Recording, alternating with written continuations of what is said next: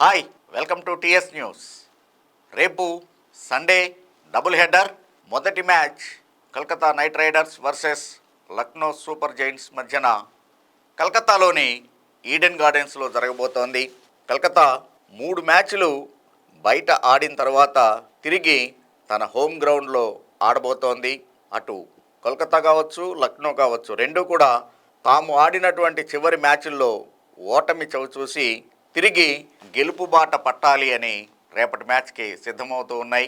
But points position చూస్తే రెండూ కూడా మంచి పొజిషన్లోనే ఉన్నాయి.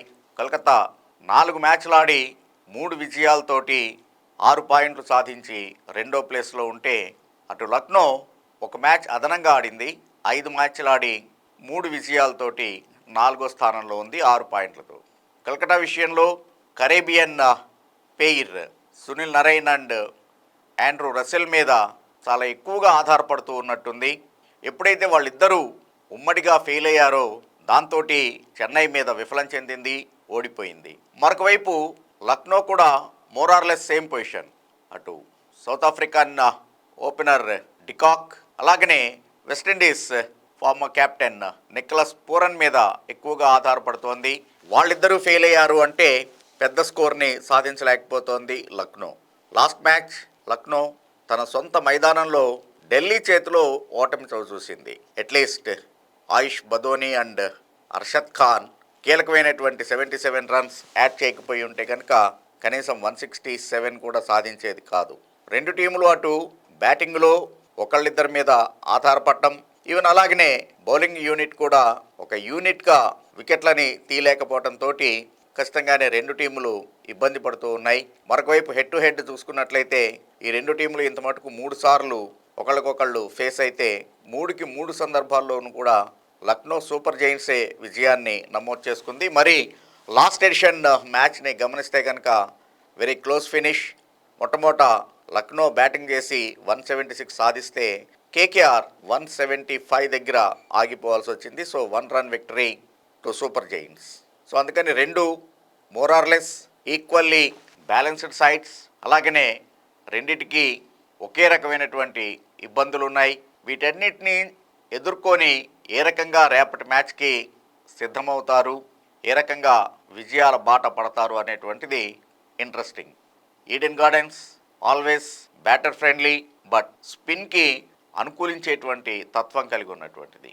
సో అందుకని సునీల్ నరైన్ ఒకటి హోమ్ గ్రౌండ్లో ఆడుతూ ఉన్నాడు, 2 very successful and proven spinner.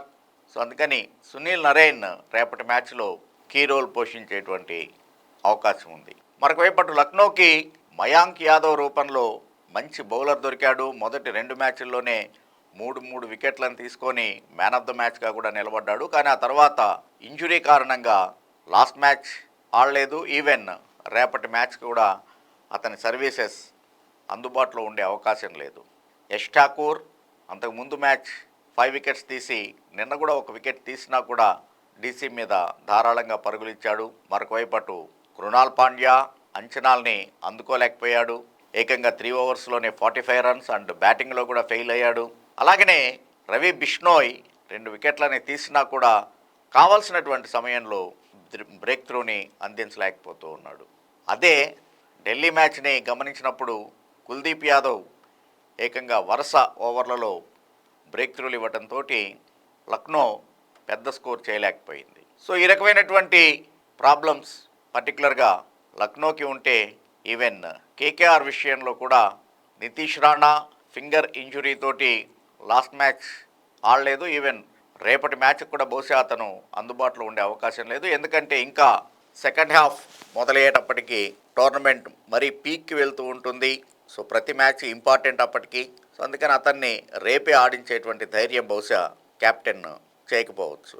ఇంకొక వైపు అటు శ్రేయాస్ అయ్యర్ స్వయంగా విఫలం చెందుతూ ఉన్నాడు. ఇంత మటుకు ఒక హాఫ్ సెంచరీ లేదు. అలాగనే వెంకటేష్ అయ్యర్ కూడా తన యొక్క ప్రభావాన్ని చూపించలేకపోవడంతో either with bat or ball అది కూడా కేకేఆర్ని హర్ట్ చేస్తూ ఉంది. ఈవెన్ ఫిల్ సాల్ట్ ఒక్క మ్యాచ్ మెరుపులు మెరిపించాడు, ఆ తర్వాత వరుసగా విఫలం చెందుతూ ఉన్నాడు.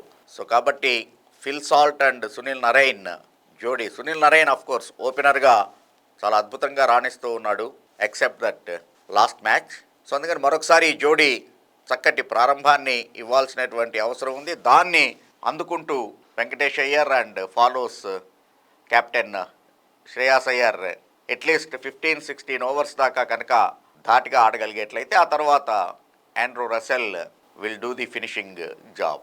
సో అందుకని వాళ్ళ బ్యాటింగ్ యూనిట్ మొత్తము కూడా జల్లవాల్సినటువంటి అగ్రెషన్ని చూపించాల్సినటువంటి అవసరం ఉంది రేపటి మ్యాచ్లో.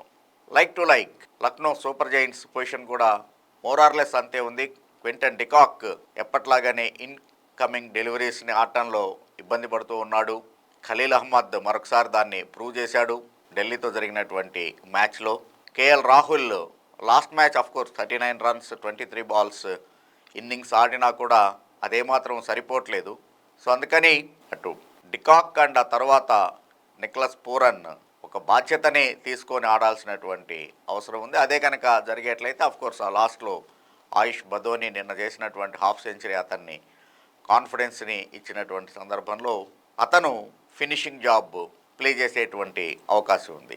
సో మోరార్లెస్ రెండు టీములు మనం చెప్పుకున్నట్టుగా అంటే ఒకే రకమైనటువంటి ఇబ్బందులతోటి అటు బౌలింగ్ యూనిట్ సరైనటువంటి సమయంలో స్ట్రైక్ చేయలేకపోవటం, ఈవెన్ అలాగనే బ్యాటింగ్ యూనిట్ కూడా హెవీగా ఇద్దరు ఆటగాళ్ల మీదే, ఆ టీం కావచ్చు ఈ టీం కావచ్చు, డిపెండ్ అయి ఉండటం కూడా కొంత ఇబ్బందిని కలిగిస్తుంది. రెండు టీముల క్యాప్టెన్లు కూడా ఒక క్యాప్టెన్ నాక్ ఆడి చాలా రోజులైంది.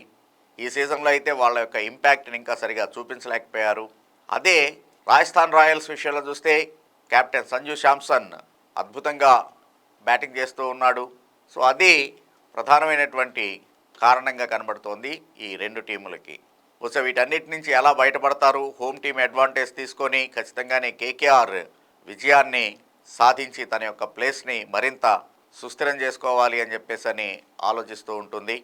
మరొకవైపు లక్నో కూడా తనకి కేకేఆర్ మీద ఉన్నటువంటి ఆధిపత్యాన్ని నిలుపుకుంటూ మరొక విజయాన్ని సాధించి 4th ప్లేస్లో ఉన్నటువంటి తన స్థానాన్ని మరింత మెరుగుపరచుకోవాలి అని చెప్పేసి ఆశిస్తూ ఉంటుంది. But home ground advantage and Nitish Rana లేకపోయినా రఘువంశీ రూపంలో మరొక హాట్ హీటింగ్ బ్యాటర్ దొరకడం కేకేఆర్కి ఖచ్చితంగానే ప్లస్ పాయింట్. సో రేపటి మ్యాచ్లో లక్నో మీద కేకేఆర్కే పైచేయి ఉంటుంది అని చెప్పేసి చెప్పుకోవచ్చు. Thank you. Thanks for watching TS news.